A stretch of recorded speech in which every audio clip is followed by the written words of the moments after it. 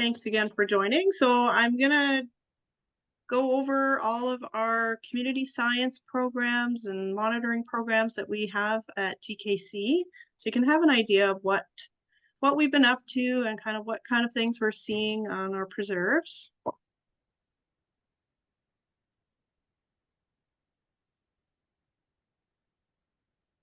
So just in case anybody that joined today isn't too familiar with the Kensington Conservancy, I'll just go over a little bit about what we do, who we are. So we are a land trust that works to protect lands and waters by purchasing property, accepting donations of land, and creating voluntary conservation easements. These protection methods are all aimed at preserving our precious landscape in perpetuity.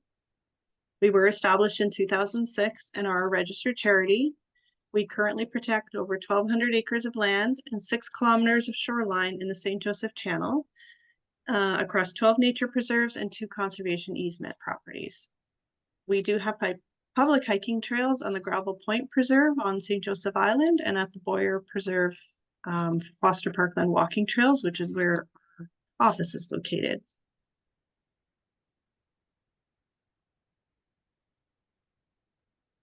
So the monitoring programs that we have going on at TKC are, we have a bat monitoring and education program. We have a water quality monitoring program. We have Bluebird Box Monitoring, trail camera trapping.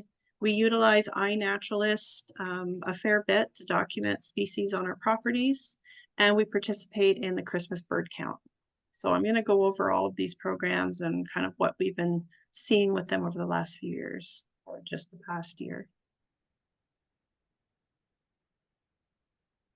So first, I'm just going to start out with our bat monitoring and education program. So we started this program in 2022, and the reason why we started it is because we realized that there's very little known about bats in this area. And while it's known that there are bats here, we realized, there weren't many observation of bats like in any kind of community science kind of platforms like iNaturalist, or there's other like more specific bat platforms like North American Bat. There really wasn't much. I think there was like 10 observations for all over the Algoma district. And also there's very little information in like the scientific literature about this area, about bat populations. So we were just interested to know, what was going on with bats. In addition, some of the species are species at risk. So it's important to know what's happening with these populations and whether we even have any on our properties. So I just wanted to say as well that they have quite a few threats to their survival. So one of the main things is habitat loss and fragmentation. There can be disturbances to their hibernaculum, so the place where they hibernate over winter. Sometimes people remove bats from their maternal colonies because they deem them as pests or whatever. So that can have a huge impact. Pesticides really affect them. Wind turbines can cause mortality as well, particularly for migratory species. And general misunderstanding about bats is they tend to not be well liked sometimes. So people see them as pests and want to get rid of them. And their biggest threat is white nose syndrome. So you can see a picture right here showing a bat that has white nose syndrome, and its entire kind of nose is covered in white. It's a white fungus, and it causes bats during hibernation period to die off because it causes them to wake up more often and they lose their fat reserves pretty quickly. So the objectives of this monitoring program are to conduct a species inventory, which is basically what we use determines the presence or absence of a bat species. Conduct long-term monitoring. So we're looking to do this year to year over the long term. Determine whether there's any presence of endangered bats, and describe habitat features where we do find presence of bats, and educate the public about bats. So I'll just go over a little bit about the bats we do find in Ontario. So there are 8 species of bats in Ontario, 18 species of bats across Canada. 3 of these bats are migratory species, so they head further south in the wintertime. So if we just go across the top here on the slide, you can see there's the hoary bat, and that's a migratory species. The eastern red bat, that's a migratory species, and the silver-haired bat, that's also a migratory species. And then on the very far side, there's the big brown bat, which is probably the most common bat you might find around the area. That is a non-migratory species. And then along the bottom row there, these are the 4 species at risk bats that we have in Ontario. So we have the little brown myotis, the northern long-eared myotis, the eastern small-footed myotis, and the tricolored bat. So how do we monitor for bats? Well, we have a specialized device to capture the quality ultrasonic vocalizations that bats emit when they're flying around. So they have a special type of microphone on them to detect those really high frequency vocalizations. So the type we primarily use is stationary or passive monitoring. So these are set up out in the field for the season, like from May to September, and they are triggered when a bat flies over. So we just set them up and they do their thing. We have to check on them usually about once per month, because either the SD card, the memory card inside them fills up, or the batteries run out. So we do need to monitor them very regularly. So I just wanted to show you a few pictures of the monitors that we use. So the one kind of at the picture at the very top there is a Songmeter mini bat. Those are the bat monitors we use primarily. We had various funding sources where we purchased these monitors. And then down below, there's 2 other types of monitors. There's the SM4 bat and the SM2 bat. And so we are using some of these monitors as well. We have them on loan to us from the MNR. So another way you can monitor for bats is with active monitoring. So on the very side there, you can see my hand holding a cell phone, and it's got that little red device attached into it there. And so that little device is also, it has one of those specialized microphones that can detect bat echolocation sounds. So it's a pretty high-tech little device, and what it is it plugs into your smartphone and it can detect when a bat flies over. So if you wanted to go out in the evening and see if there's any bats flying around, you can plug that in, and there's an app that goes along with it, and it'll kind of show you in real time when a bat's flying over, and it will do its best to identify it to species as well.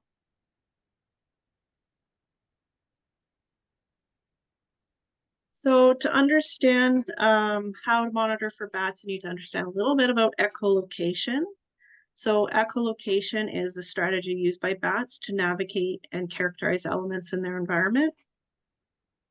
So in order to echolocate, most bats produce high frequency ultrasonic sounds.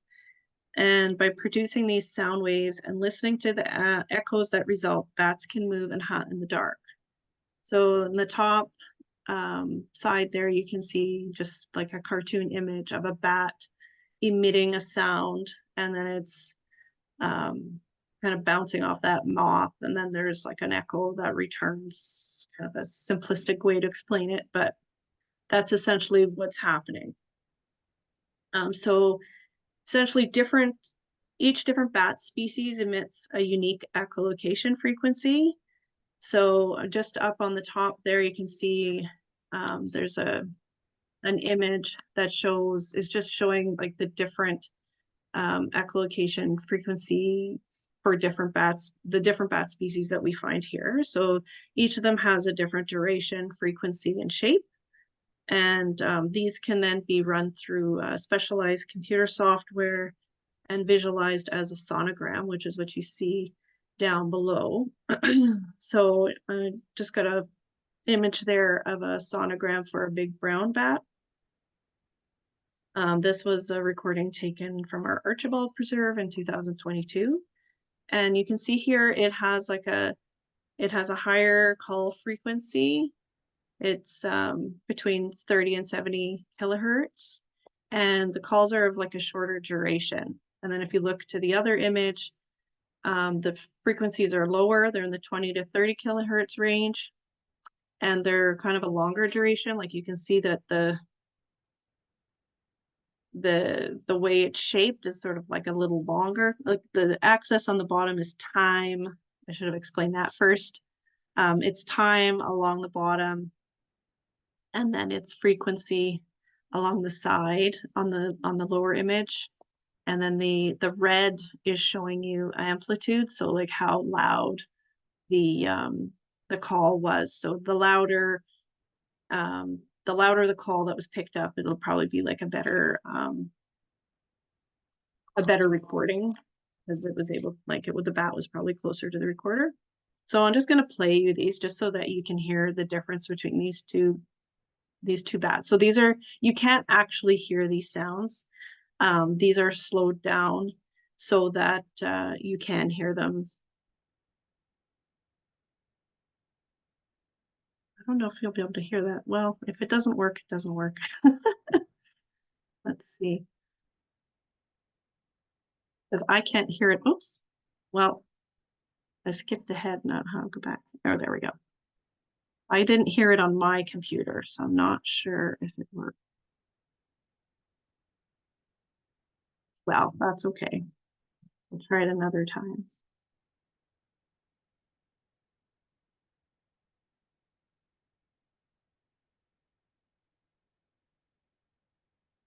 Okay, so I'm just going to go over a few of our results. So don't worry about all these numbers in this chart. I just put this up as like a visual, but just basically in 2022, we put out 10 bat recording devices at 8 of our nature preserves between June and August. And we came back with 58,195 recordings. So it's a lot of recordings. I did not expect to get this much information, but 42% of those recordings were actually identified as bats. 10%, I didn't put the raw numbers, but 10% couldn't be identified, usually because it just wasn't a good enough recording. It might have been too quiet or any other number of factors. And 40% of the recordings were noise. So noise could be high winds, rain, like insect sounds that are within that high frequency range. So the computer program is able to identify when something's considered noise. So in 2023, so last summer, we also put out 10 devices at 8 of our nature preserves. And we also put one out at the Deborah Bat Caves between May and August. We got a little bit of an earlier start, thanks to having a technician to help do this work. And we came out at the end with over 150,000 recordings. So thank goodness for computer software to go through all these recordings. So 62%, or around 95,000, were actually identified to species. 21% had no IDs, and 70% were noise. So just wanted to highlight a couple things on this chart. Let's see if it'll work. Yeah, so I just had highlighted the total number of recordings comparing 22 to 23. So we had a lot more recordings in the second year. And that could just be because I had a technician checking the monitors regularly. You know, they were always topped up on their batteries. I did have a few times in 2022 where they weren't running for some time because number one, I didn't know how long the batteries were going to last. By the time they got out there, they had been turned off for a week or two. So just better upkeep with the monitors is probably why we had a lot more detections. So again, just wanted to point out these numbers comparing 2022 and 2023. These are the migratory bat species here, and you can see we have pretty high detection rates of the migratory bats, particularly silver-haired and hoary bats. And big brown bat up here again, much higher detection rate in 2023 than 2022. And these are so the 4 listed down below are all the species at risk. And we are seeing pretty good detection rates of little brown myotis, much higher in 2023 than 2022. We do have like low detection rates of the other 3 species at risk. And in fact, in 2022, I didn't have much confidence that those were even because the software has to have a pretty good kind of sample size in order to identify the bat species like correctly. So with only a few samples there, I wasn't confident that those had been identified correctly. But seeing as we have a slightly higher detection rates in 2023, we may actually have presence of these species at risk bats on our preserves. So that's interesting news, interesting to note.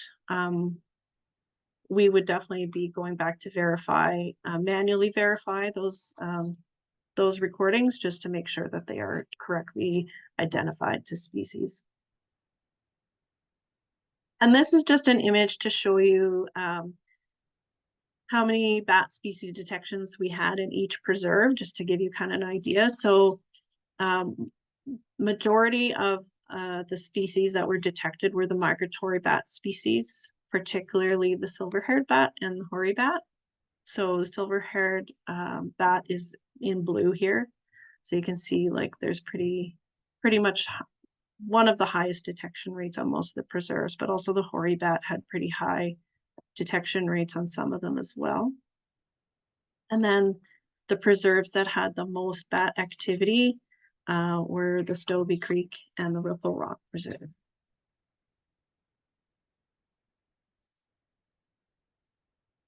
So just a little summary, sorry it's so wordy, but I just wanted to go through this. So in 2022, we did confirm detections of 5 of the 8 bat species at all 8 of our nature preserves where we put out monitors. So these were the big brown bat, the eastern red bat, the hoary bat, the silver-haired bat, and the little brown myotis. The most frequently detected bat across all locations was the silver-haired bat.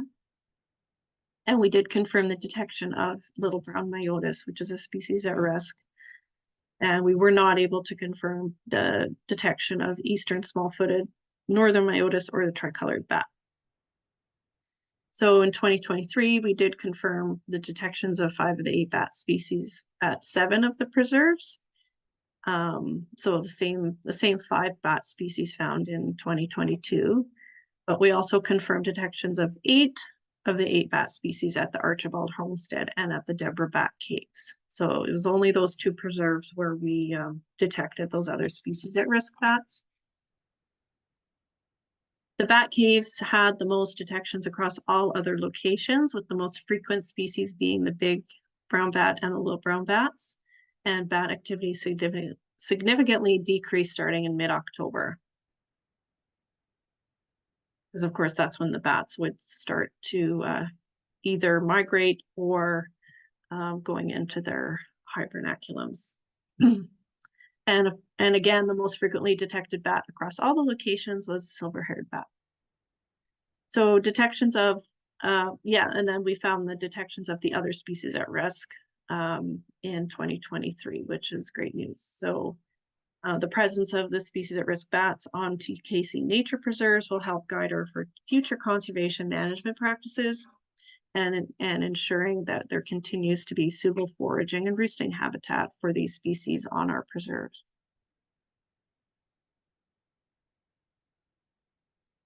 So I just wanted to go over, so observations on iNaturalist are a really good, important indicator of what's going on with different types of wildlife species in different areas. We utilize this tool a lot, and just noticing the lack of bat observations was what kind of like spearheaded this whole program. So, I mean, bats are hard to take photos of and submit. It's not as easy as taking a picture of a plant or something like that. But I think because of this program, we're starting to have more sightings put on to iNaturalist. So part of the program was to have the public submit bat sightings to us, and we will post them. So we can't necessarily like identify two species, but at least we will have positive ID. Like I saw a bat flying over, so we know there are bats. We might not know what species, but we have a location, a date, and a time, and that there were bats of some kind flying over in that area, or roosting. Or some people, we've had people submit pictures of bats, just kind of under an eave or something like that. I think I have a little thing here. Yeah. So we saw an increased number of observations from 2021 to 2023. So prior to 2020, there were only 5 bat observations on iNaturalist. And in 2020, there were 5.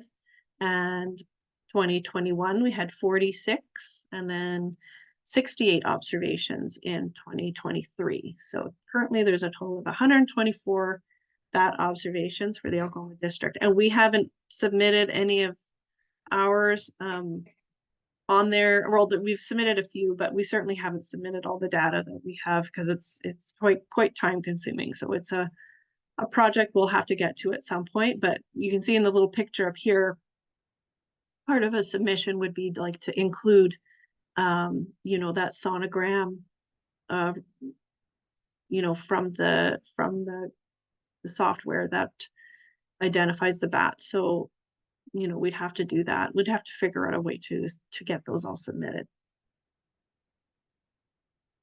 Just wanted to say too that in 2021 we had 3 observers of bats. In 2022 we had 7 people submit observations, and for some reason we had fewer in 2023. We had 4 people. So we're looking at trying to improve those numbers. And then in for a number of species, we had we increased the number of species observed from 2021 to 2023. So in 2021, there was only 3 species observations submitted, 5 in 2022, and 6 in 2023. So our hope is to improve on those numbers and get more people submitting sightings. So how can you help with bat monitoring? So reporting your bat sightings. So if you know how to use iNaturalist, you can submit it up on there, or I'm happy to take your sighting and submit it on your behalf. If you know where bats are roosting, we'd love to know, and you can report bat roosts. On our website, we have a bat roost. I mean, you could just email it to me, but we also do have like a submission form on our website. And when we do find any bat roosts, we can conduct a colony count as well. So far, I don't have any known bat roosts, but if we ever do, we can do a colony count. So in this photo here, we've got people there waiting for bats to start leaving their bat houses for the evening. So what they do is basically count them as they're leaving the bat house so they can get an idea of how big that colony is. And another way is to help volunteer with our bat monitoring program. And also you could install a bat house on your own property. We've got information on our website about,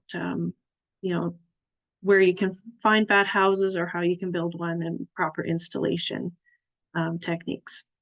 And also throughout the summer, we try to have a couple of outreach events. So whether it be a night where we get out with our handheld active monitors and try to see if there's any bats flying over, or if we manage to find a roost, we can have a colony counting event or something like that. So stay tuned and see if we throughout the summer and see what we have on our schedule. And I just want to give thanks to the following funders of this program. So we receive funding from Evolution, TD Friends of the Environment, Capstone Infrastructure donated some bat houses that are installed on our preserves. And Ulta has provided some funds for staffing. So yes, thanks to all them, we're able to continue this program.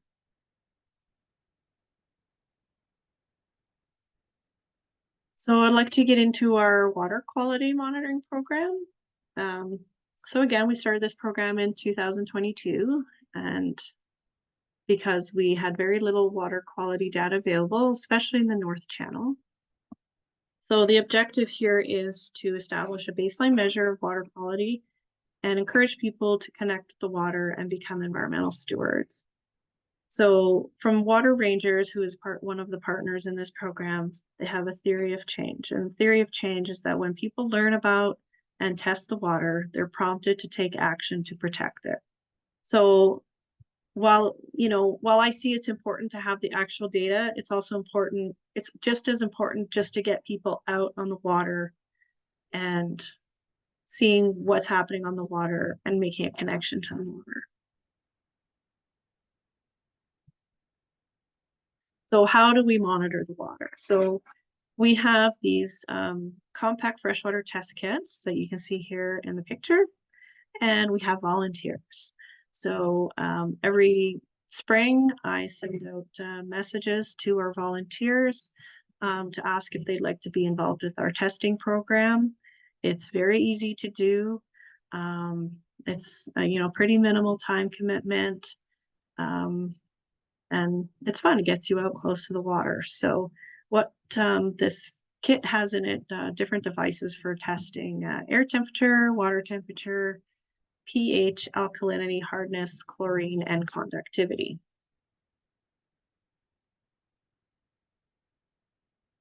So over 2 years, we've sent out 23 test kits, and we now have 24 volunteers that are working on this program.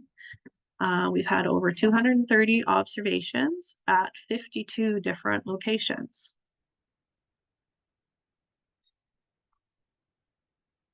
I'm just going to go over like a little bit of the actual results. Like, don't get bogged down by these graphs. I just kind of wanted to show you kind of just what the different years look like, and that and what it looks like. I'm going to show you creeks and rivers. I'm going to show you lakes and just how they look kind of different. So keep in mind, like right now we're trying to get some baseline information. So we're just trying to see like what is the state of these places right now.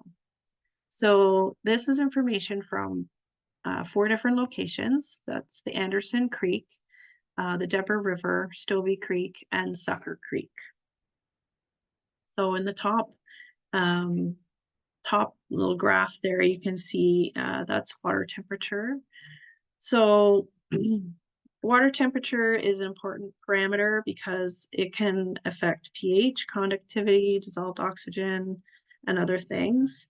It impacts water's density and ability to support life and absorb different gases and other nutrients. Warm water can cause some chemicals to become more soluble and can also increase algae and vegetation growth.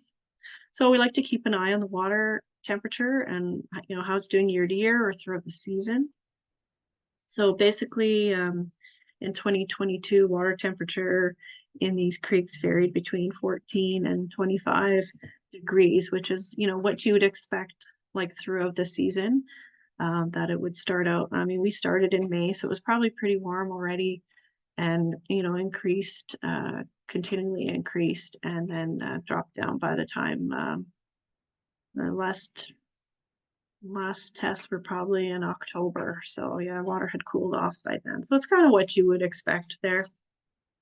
And then similarly in 2023, looks like overall, like the temperatures might have been like slightly higher in 2023 than 2022. But again, we're not seeing, because we only have 2 years, we're not seeing too many trends just yet, just kind of getting a baseline information. So below the temperature, we've got pH. And pH is a measure of how acidic or basic the water is, and this can be dependent on local geology or other factors. A low pH can in fact impact fish egg success, survival of small invertebrates and amphibians. And a low pH could be caused by a very low pH could be caused by acid rain or mining runoff. So general pH neutral is around 7. So you can see here that the pH in 22 varied between 6.4 and 7.8, and in 2023 between 6.8 and 8.4. So it's like within the normal range, and we don't see much different, not much difference in year to year right there. So chlorine in the upper right here. So chlorine is not normally found in nature. So seeing levels of chlorine in the water can be somewhat normal because it is used for water purification for cleaning products. So if that's getting into the water, you're going to see some levels of chlorine, but the level should be below like 1 usually. So you probably can't see it too well, but in general, these levels were below 1.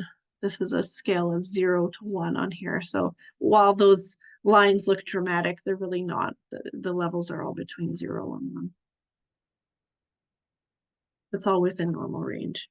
And then finally, conductivity on the bottom there.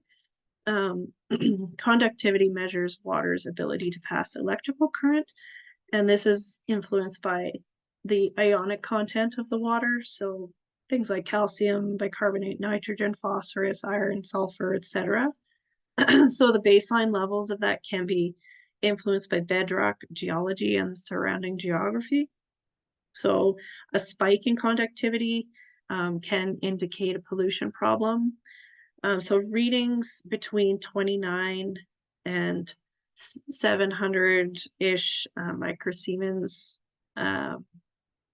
which is what these are. That's well within the normal range for freshwater streams. So if you saw a spike in pollution, like if there was something like dumped into the stream, you'd see readings really high, like greater than 10,000 microsiemens per centimeter. So I think things are looking well within the normal range there. And then finally, the other two measurements are alkalinity. So alkalinity measures the capacity to neutralize acid or resist decreases in pH, i.e. Becoming acidic. So for instance, a limestone bedrock would cause water to have higher alkalinity. Alkalinity acts as a protection against decreases in pH. So we can see in 2022, the values were between 40 and 100, which is considered low to moderate. Around 2023, they're between 0 and 120, a little bit more variation range there, but still considered low to moderate. We do see like that spike there in the green, that's at Stobie Creek, spike all the way up to 240. It's in the higher range. I mean, there could be multiple explanations for that, but you never know. It could be due to some kind of runoff from the fields. And then finally, hardness, which is related to alkalinity. So both of those parameters measure calcium carbonate content. Hard water is high in dissolved minerals. Generally, the higher the hardness, the higher the conductivity, and the higher the pH. It's not good or bad, but we just must establish what's the baseline for any particular water body. So in 2022, like you can't even see because they're all mostly at 0 here. And except at Sucker Creek, which is at 200, and that would be considered very hard water. And then 2023, yeah, the values are all over the place here. So some are up with an increased range, and then some are back down at zero. So it's interesting to see these changes, and we'll see how things progress over time and see whether that's an issue or if that's just natural fluctuations in the water body. So one thing to note is that all of these creeks here and rivers are all subject to agricultural runoff, which could be affecting the change in numbers. So it's that's why we're doing this, just keeping an eye on how these creeks are doing and whether further investigation of any changes would be warranted. And in general, alkalinity and hardness should not change much unless there's some kind of pollution source. So just things to keep in mind, things to watch out. So I'm going to go through, so I separated creeks and streams from lakes just to be like, just because they tend to have more similar values. So again, we've got water temperature. Oh, here, I'll go over the lakes here. We had samples from Caribou Lake, Deborah Lake, Lake Huron at the Archibald Preserve docks, Lake Huron and the Gowes Bay Channel, Lake Huron and Shoal Island at the end of Beeline, and Lake Huron, Dawson Island. So some of you might be on here that have tested water at other locations, but I only included locations that had 2 years worth of data, so 2022 and 2023. So I just because we wouldn't see much for trends in 1 years of data. So in the top, we've got water temperature, which varied between 12 and 23 degrees in 2022, and between 14 and 26 degrees in 2023. So you just see normal temperature fluctuations associated with air temperature, and overall water temperatures were slightly higher in 2023 than 2022. pH values varied between 6.4 and 7.8 in 2022, and 6.8 and 7.8 in 2023. So well within the normal range of pH for the lakes. Chlorine, the 2022 readings were between 0.5 and 2.0. So quite a big range there. And 2023 readings between 0 and 0.5. So I don't know why chlorine readings were consistently higher in 2022, with some as high as 2. So I'm not sure if that's because of something that was in the water, or if it was just, misreading of the samples, who knows. So it's just something to keep an eye on over time. And finally, water hardness. So readings were generally 0, which is considered soft water. And there's a spike there in the reading at Archibald in June of 2023, where hardness was at 100. So I'm not sure if there's a particular reason for that, or it's an observer error, reading error on the, who knows. So again, just something to keep an eye on if it becomes a continuing issue. And then again, we have conductivity. So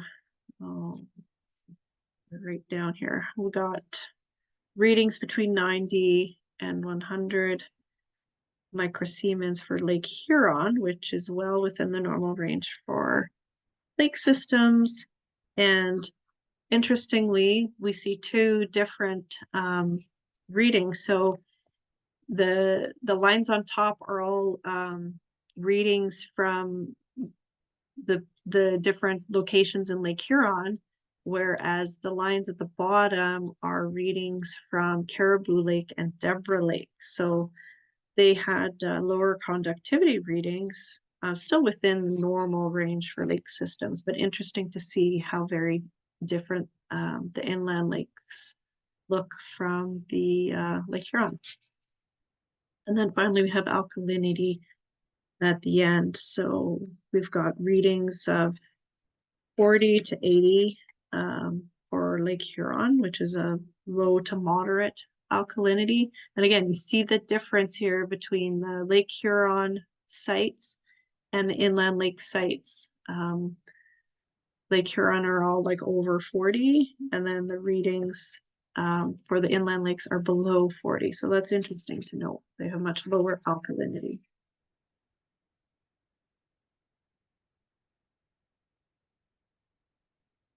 So how can you help with water quality monitoring? Well, you can sign up to become a water ranger, which is what we call our volunteers who help us with this.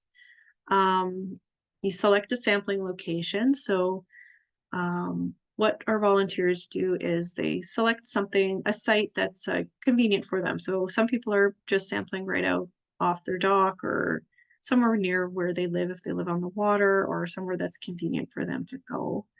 Some of the sampling locations are locations we've selected, and we've asked volunteers to sample as well. So because we have so many test kits, we're pretty flexible with that. So we're asked that you test the water at least once per month. You can test more often if you like. And then all the results get submitted onto the Water Rangers website or through an app that you can download onto your phone. So for us to get the best results, we would have annual monitoring at the same location. So the more consistency we have, the better the results are going to look. So the testing schedule is generally like near the end of the month. So the last Sunday or Monday of every month, from May to September. And we, just for consistency, like to have testing done around the same time and the same days. And, but again, you can test more often if you like. More consistency there is, the better. So program partners for this monitoring are Lake Huron North, which has provided some funding for this program, particularly to purchase the water testing kits. And Water Rangers is the company that makes the kits. They're also a not-for-profit charity, and they make these water testing kits, and they provide a lot of great information about water testing and water quality monitoring and getting community scientists out there testing the water. And then just want to mention too that all of the data that we collect gets uploaded to the Great Lakes data stream, which is like basically a giant warehouse for all Great Lakes water quality information. So it's a great resource. So all of our data can be accessed on there, but there's all kinds of other information as well if you're interested in other water quality monitoring. So I'm going to move on to our Bluebird Box Monitoring program. So we started this program in 2019 in partnership with Algoma University to assist with the recovery of eastern bluebird populations. So this program involves putting out nest boxes, and these nest boxes provide cavity nesting spaces for eastern bluebirds. So in the picture, you can see there's 2 nest boxes there installed at the Black Hole Preserve, and they're usually placed in pairs like that, so that an eastern bluebird has an opportunity to use one of the boxes in case a different species is using the other box. Which leads to the next point, which is the boxes also benefit other cavity nesting birds, such as swallows, wrens, and chickadees, and titmice. And generally, the reason why we're doing this is eastern bluebird is a is a is in a is threat is threatened, and it's got a very low population. It has, I don't think it's still, yes, it was delisted, so it was declared rare, but then it was delisted in 1996. So, but it's the population is still struggling. We still don't see a lot of them in this area. So there's a fair number of programs to support Bluebird Box nesting and putting out these these boxes, and there's, you know, northern bluebird societies, and there's all kinds of programs to try to help with bluebird. They do face threats from competition from things like house sparrows and European starlings as well. So here is a map of what we call a bluebird trail. So we've got 50, I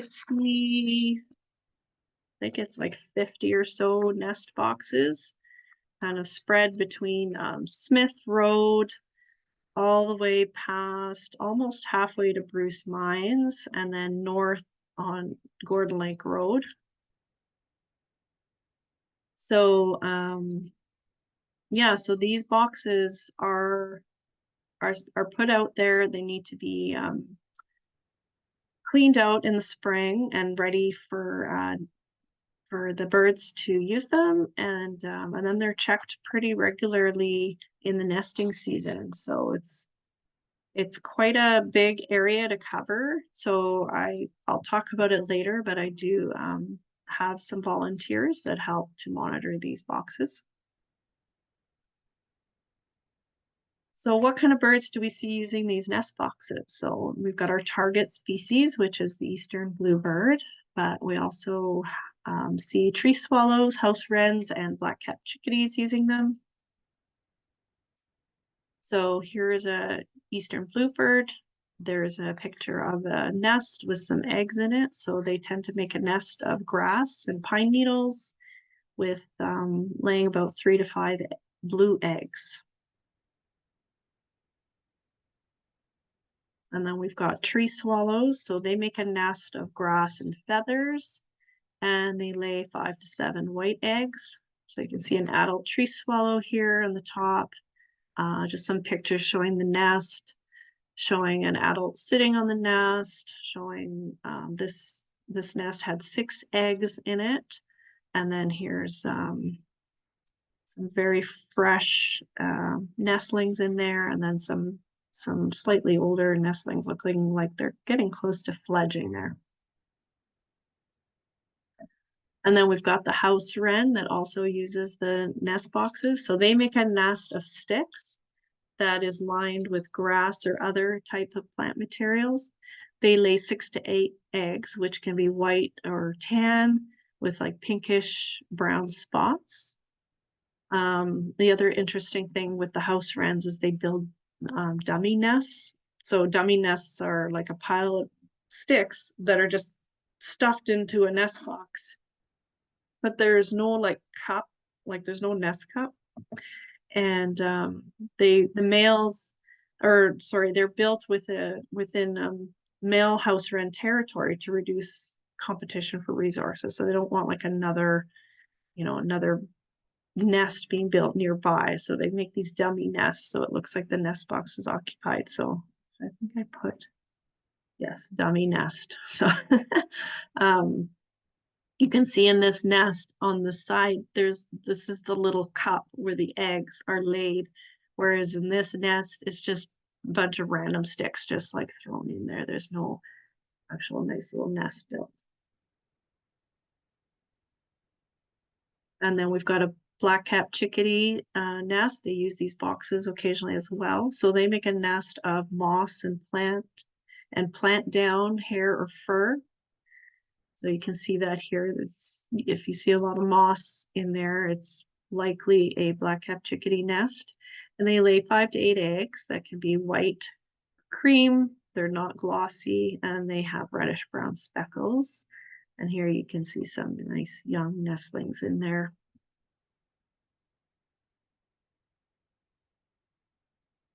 Okay, so here's the results that we found from 2022 to 2023. So just since I started kind of taking over this program, we got a little better with the data collection and data entry and entering the data into it's an online portal that they have called for Nest. It's called Nest Watch. So I think we're gonna see like just better results in 2023 just because of sort of better observations and better data entry. So in 2022, we had nesting attempts from tree swallows, house wrens, and 1 eastern bluebird. So primarily had tree swallows using the nests, laying a total of 109 eggs, 91 nestlings, and potentially 45 actual fledglings. So we think that there was probably about 10 attempts that had like a successful fledgling. So a nesting success rate of over 25%. And then we also had the house wren and eastern bluebirds. And I don't believe those nests were successful. So we had a 0% success.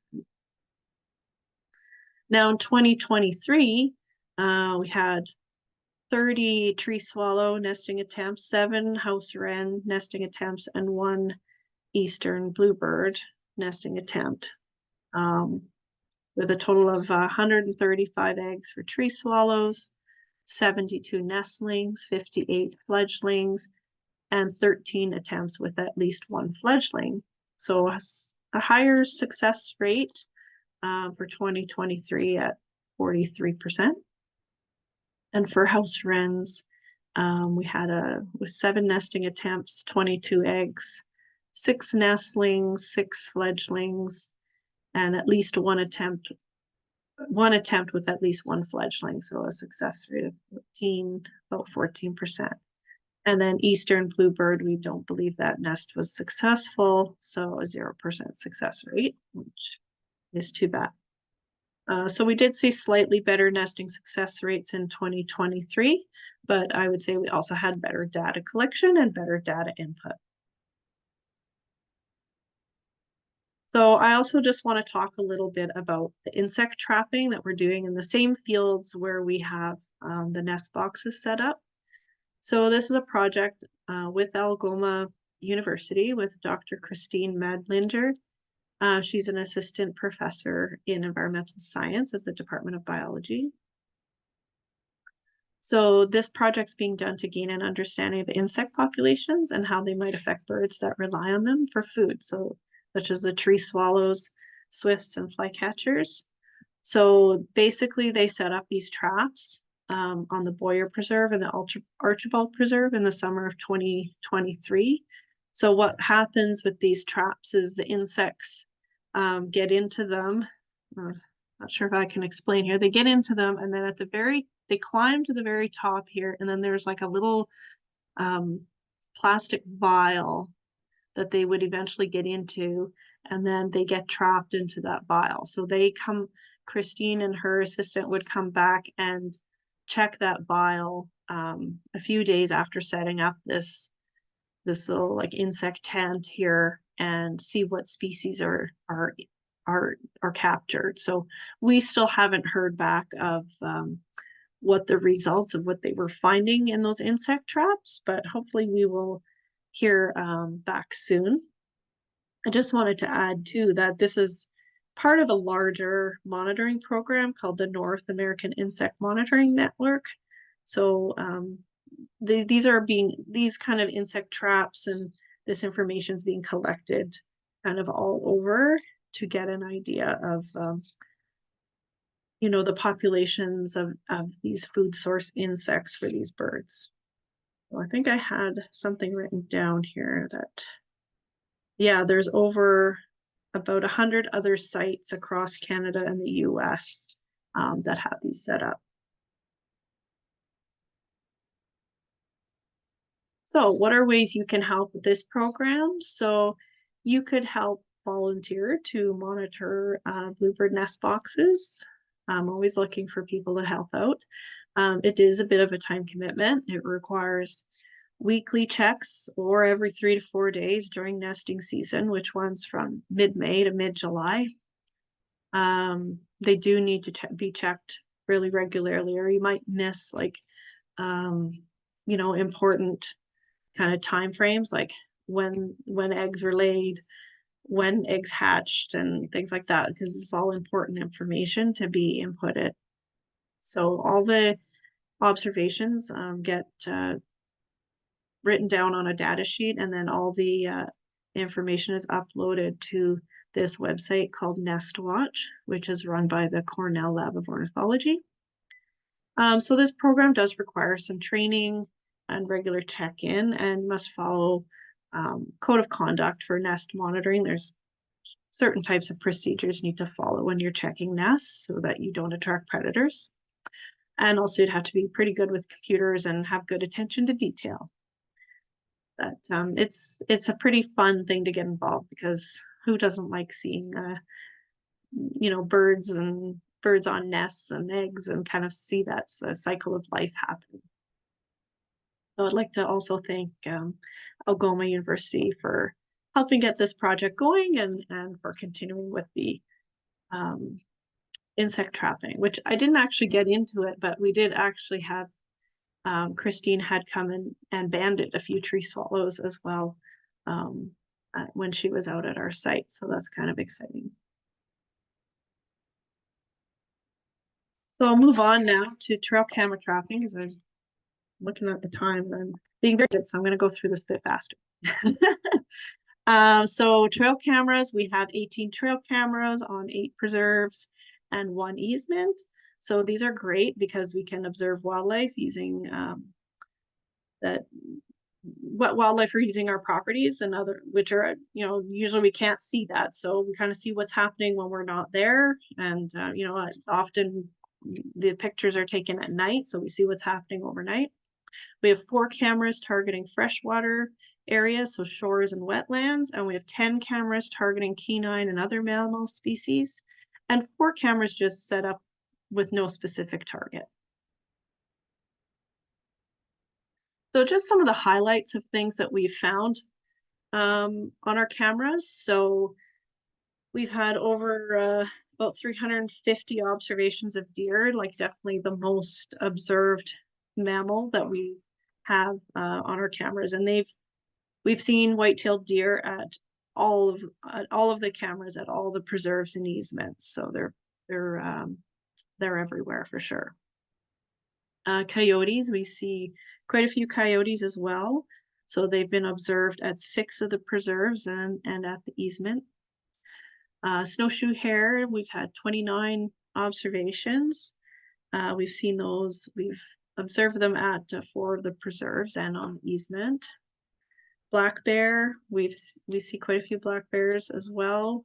27 observations at 5 of the preserves. Bobcat, we've seen bobcat at 5 of the preserves and at the easement as well. So I should tell you where these pictures are taken, actually. The bobcat is at the Black Hole Preserve, so that's a frozen wetland there just above the beaver dam.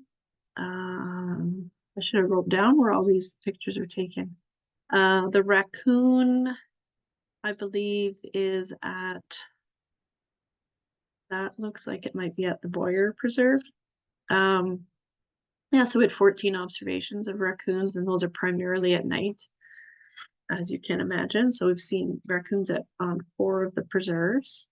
And moose, we've seen at 2 preserves. We've had 12 observations of moose. That particular moose is at the Black Hole Preserve. And the eastern gray squirrel. Some of these pictures they're so far away, I have to really like zoom in. So it's not a great photo, but it was there and it was captured with the camera. So had 11 observations of eastern gray squirrels, or some of you probably just call them black squirrels. And then we have our American red squirrel too. We get those hopping by very quickly on the cameras. We've had 7 observations of those. Red fox, that's again at our Black Hole Preserve. Got lots of activity at that beaver dam. See lots of wildlife there. This year, which was kind of exciting, we had elk captured on our trail camera at the Black Hole Preserve. So we had 5 observations. I believe those were all the same group. We've also seen muskrat. This is at, I think this is at the Hole in the Wall easement.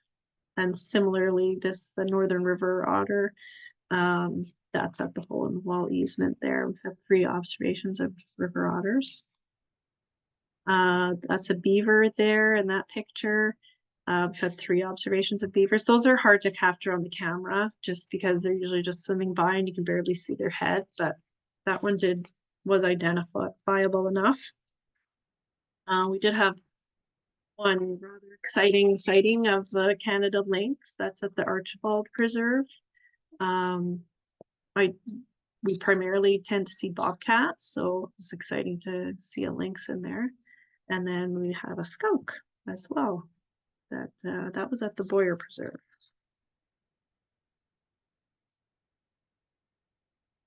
So we also see quite a few birds on our trail cameras.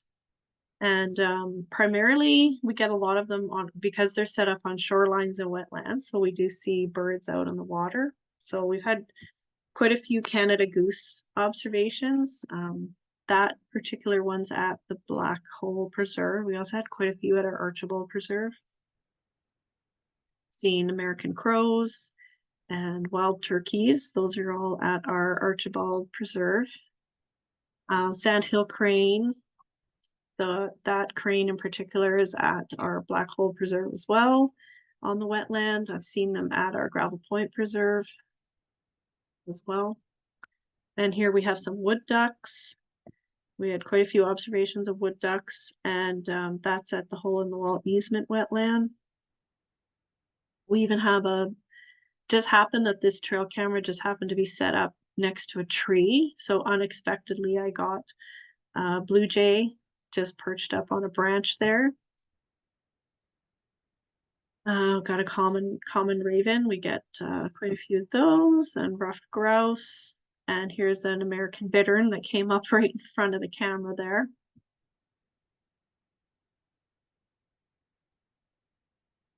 Yeah, and here's a few more. So we've got some mallards at that looks like the hole in the wall easement. Great blue heron, that's at the Black Hole Preserve. Pileated woodpecker, that's at the Boyer Preserve. And a ruby-throated hummingbird. I'm surprised that this was captured by the trail camera. I mean, that's zoomed in quite a bit, but it's identifiable enough to know it's our local hummingbird.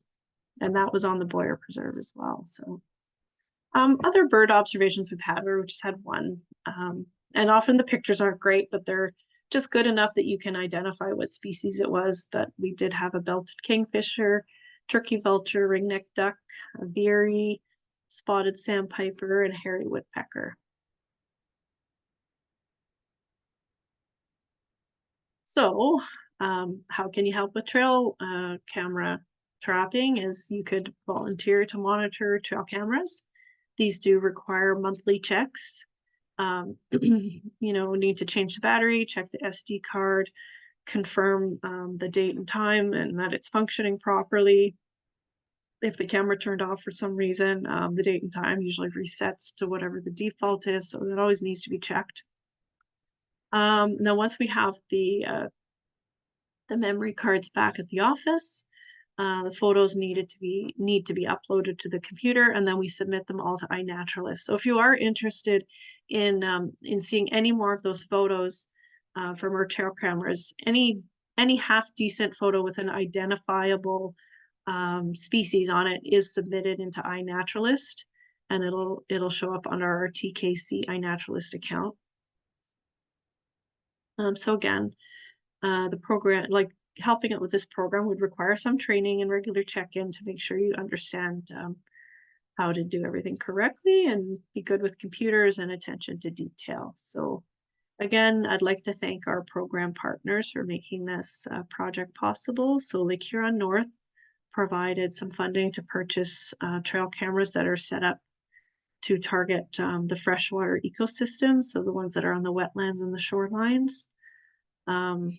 And then kind of a partnership discussion that we had with Algoma Highlands Conservancy, and then received funding through Evolution, was to set up the purchase and then set up the cameras targeting the canine species. The hope is that we actually do capture wolves on the camera, as the Algoma Highlands Conservancy is doing quite an extensive wolf project right now. We were hoping to kind of fill the gap and get some, capture some wolf pictures on our cameras. So far, we haven't seen any, but it may happen. I'll just move on now to, I'm just going to go over, iNaturalist. Okay. So we use iNaturalist at the Conservancy a fair bit to track the flora and fauna on our protected properties. So it's a great tool for us to keep track of everything. It's a great database for us to use rather than just submitting things into a spreadsheet. We have everything in there with a photo, a date, time, location, and then we can kind of, we can manipulate, we can download the data from it as well. So it's really great for us to track different kind of biodiversity components on our properties. So here, just some little stats for our project that's encompasses all of our nature preserves. So far, we have over 12,000 observations. We've identified over 1,400 different species, and we've had 98 different observers. So anytime somebody identifies any type of wildlife species on our property, if it's geolocated to our property, it'll be automatically added to our project. So that's why there's so many observers. And then identifiers is, so if you're not familiar with iNaturalist, it's a community. So when you submit a sighting onto iNaturalist, somebody needs to verify it. So an identifier is somebody that verifies your submission. So there's over 1,200 identifiers. It's quite a huge community. So it's neat because if you're not sure what something is, you submit, you upload it onto iNaturalist, and hopefully there's some expert out there, that knows everything about, wetland rushes, and they can identify that rush that you were only able to, put down as far as genus or something like that. So it is really nice to have that community of people. So this is just a nice graphic showing how many species we've observed at each of our nature preserves. I'm not going to go through everything. I just wanted to give you the visual. But the Boyer Preserve by far has the most species observed, and that's because that's where our office is. So it's where we are the most often. Similarly, though, the Black Hole Preserve, we do visit a lot. We take groups in there, so there are a lot of species observations there as well. And that's just a map showing where all of our preserves are location. If I was able to zoom in on this, I could show you can kind of see it a little bit on the Gravel Point Preserve. It's showing you all the little locations of where all the species have been identified, and then they're color coded based on like the type of species it is. So if it's like a mammal, a plant, amphibian, reptile, whatever, it'll have a different color code. So it's a really nice visual to have for our properties. So how you can help with with iNaturalist? Well, you can join iNaturalist and then follow our project. So we have a lot of projects in iNaturalist, but our main one is all of our protected properties, and then we have individual projects for each of our nature preserves. But if you visit a property and make a species observation, it'll automatically be added to that property's project, as long as the location is accurate. So finally, we're at the last little bit here. I'm just going to go over the Christmas bird count. I'm sorry for being so long-winded tonight. I guess I had too much information to cover. So our 2023 Christmas bird count was held on December 27th. So basically it covers a 12-kilometer radius count circle, which centers on Deborah. And it includes the towns of Richards Landing, Hilton Beach, and Bruce Mines. And the bird count has field observers. So these people cover a portion of the count circle on their own or with a small group counting all the birds that they find. There's also feeder watchers who count the birds at their bird feeders for a portion of the day. So lucky if you live in the area, you can sit and watch your birds all day and contribute to our bird information for the area, which is great. So this year, the weather was pretty warm. We didn't have too much snow, and there was lots of open water. So it can be a big difference from other years when the lake is totally frozen. So summary for 2023 is 2,683 total number of birds were observed and 49 different species. There were 14 field observers and spent about 51 and a half hours in total of different observers watching birds, covering 466 kilometers. And we had 6 feeder watchers, and feeder effort was 17 hours.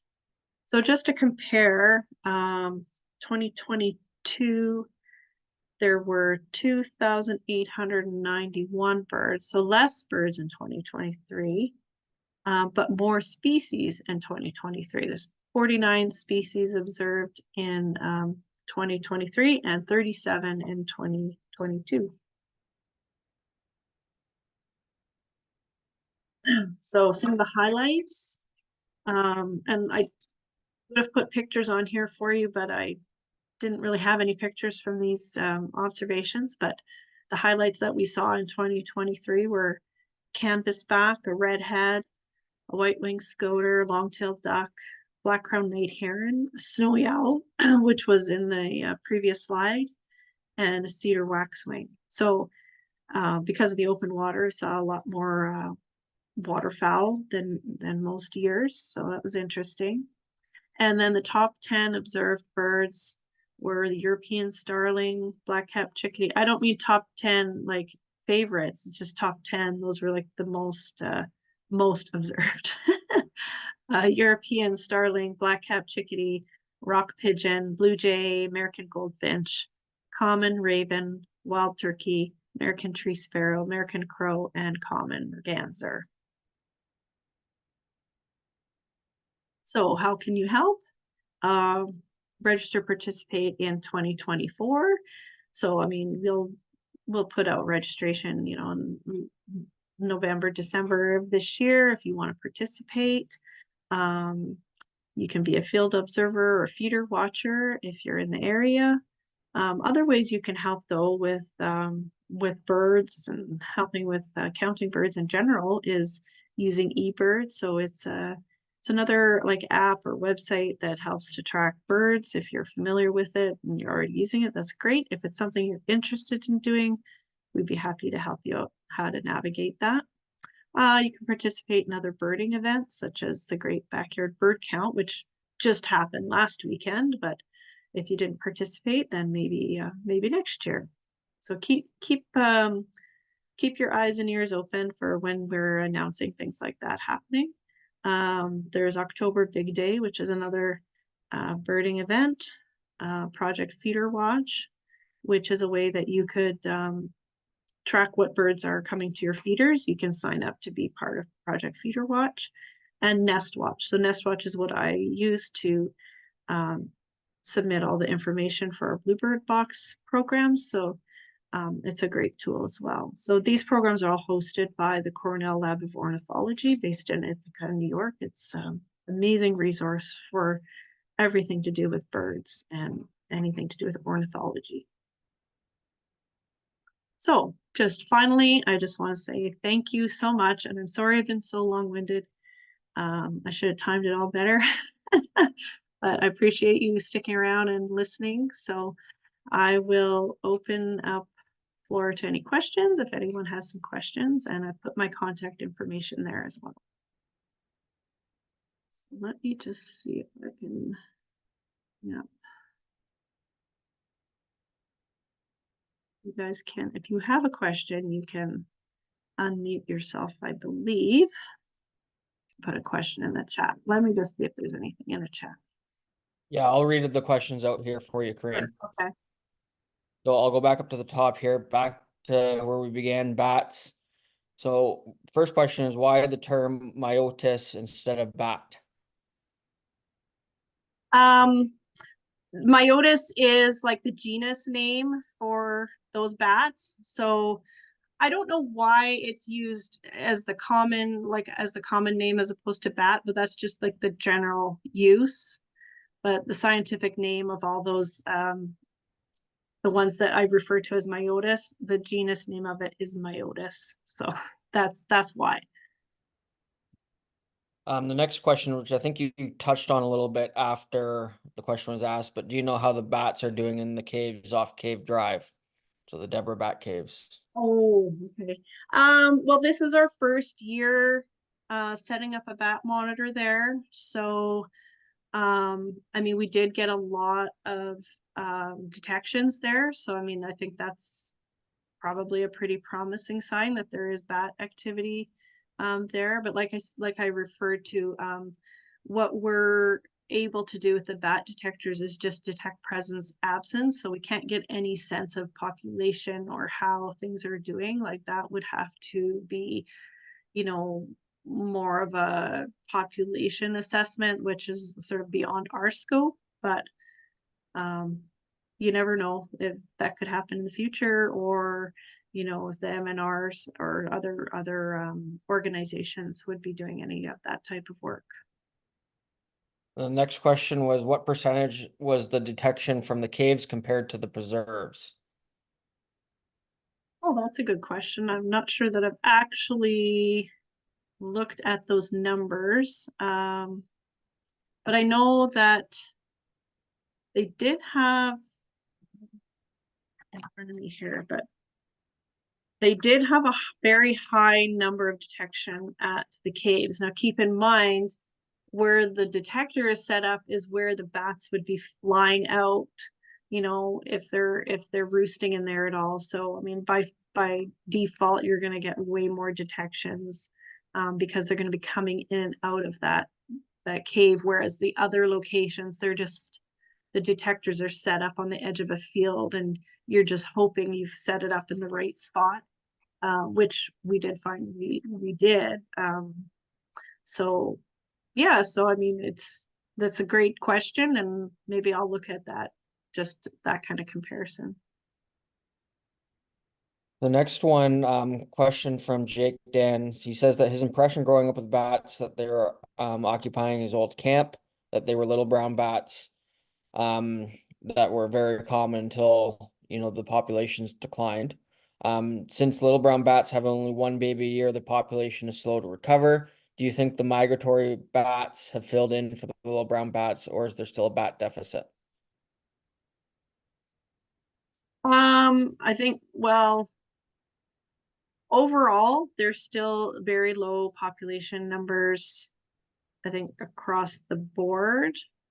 I'm not sure that I mean, this question might be a little beyond my scope of understanding, but I'm not sure that there's like a fill-in kind of effect, like migratory bats filling in for like the loss of the other bat species. But um, the little brown bats and the other species at risk bats are very slow to recover. You're right, because they have a very low reproduction rate, and they're still being affected by white nose syndrome. There's other threats to them, so it's difficult to recover. But yeah, they're still struggling.